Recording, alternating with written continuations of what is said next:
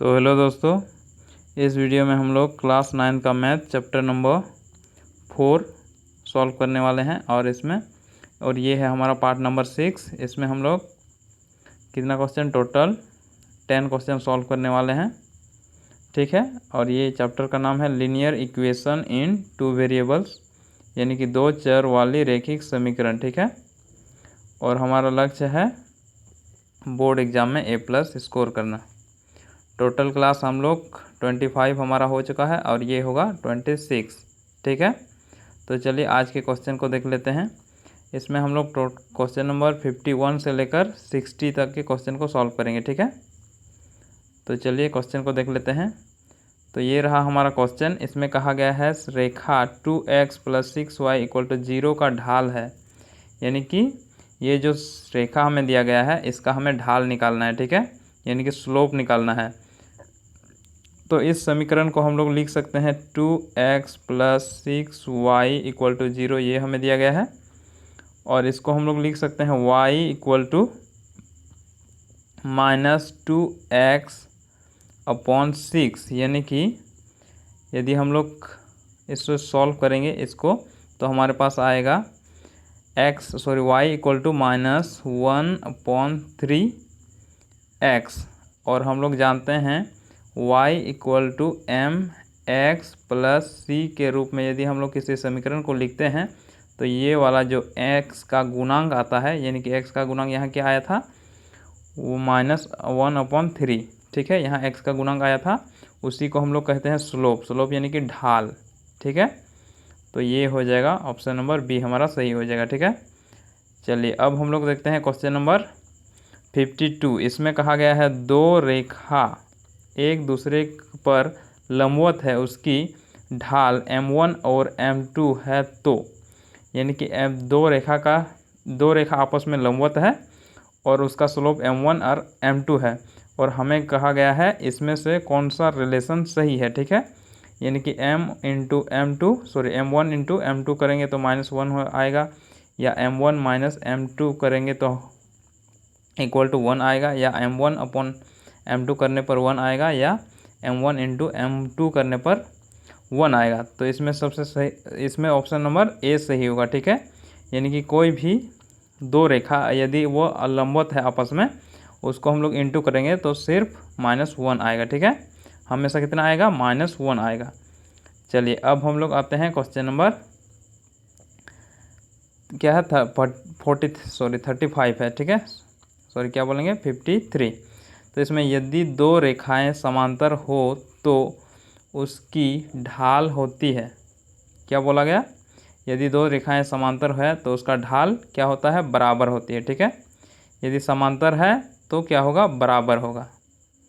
और यदि एक दूसरे का ऋणात्मक व्युत्क्रम है तो वो रेखा क्या होगा, लंबवत होगा, ठीक है। इसके लिए लंबवत होगा, यानी कि लंबवत रेखा, यदि रेखा लंबवत है तो होगा एक दूसरे का ऋणात्मक व्युत्क्रम, ठीक है। चलिए अब हम लोग आते हैं क्वेश्चन नंबर, यदि दो रेखाओं का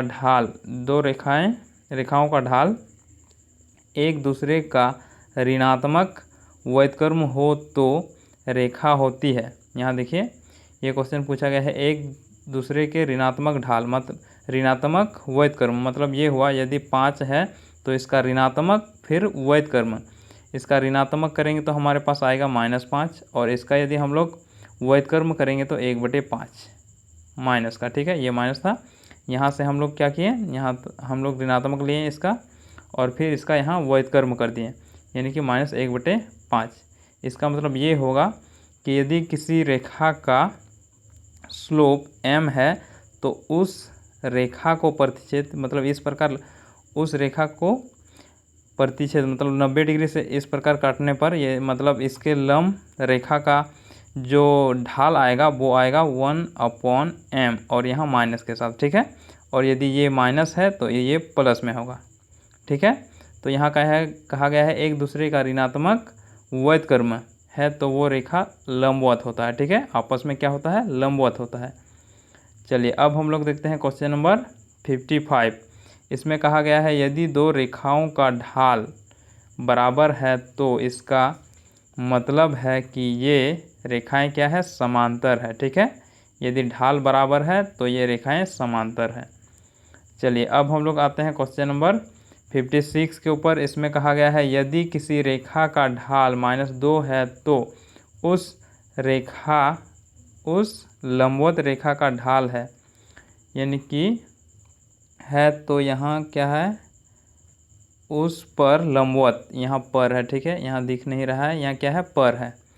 क्या कहा गया है, यदि किसी रेखा का ढाल -2 है तो उस पर लंबवत रेखा का ढाल।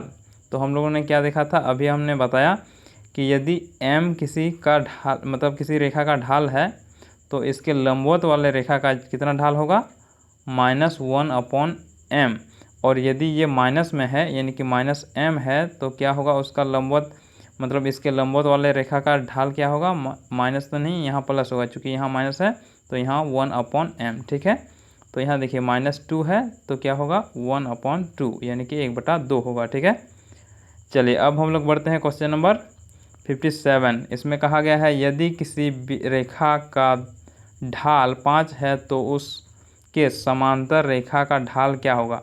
देखिए यदि रेखा समांतर है तो ढाल क्या होगा, इक्वल होगा। इक्वल यानी कि बराबर होगा, यानी कि ऑप्शन नंबर ए सही होगा। ठीक है, चलिए अब हम लोग देखते हैं क्वेश्चन नंबर 58।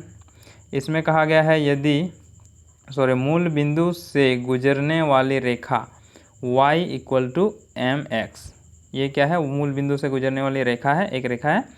ये दर्शाती है, क्या दर्शाती है, धनात्मक ढाल और दूसरे और चौथा चतुर्थांश में स्थित है।